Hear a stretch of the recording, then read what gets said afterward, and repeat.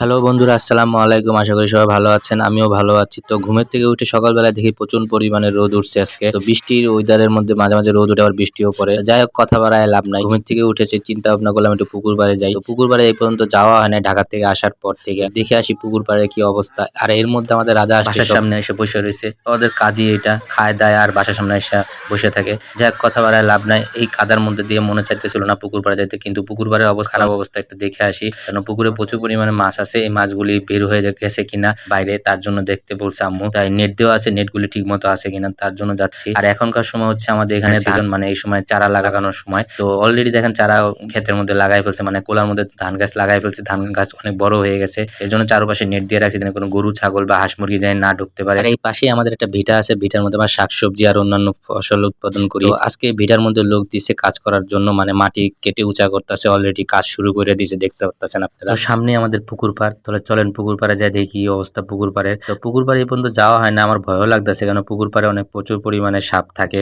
এই জায়গায়, কারণ ঝোপ জঙ্গল বেশি তার জন্য। তো কথা বাড়ায় লাভ নেই, তো পুকুর পাড়ে চলে যাই, দেখে আসি কি অবস্থা। বেশি মানে রোদের তাপটা আজকে প্রচুর পরিমাণে। কথা বলতে না বলতে আমার পুকুর পাড়ে চলে আসছি। যে অবস্থা পুকুর পাড়ে, আসলে এখানে মানুষ আসেই না বলতে গেলে আমাদের বাড়ির কেউ।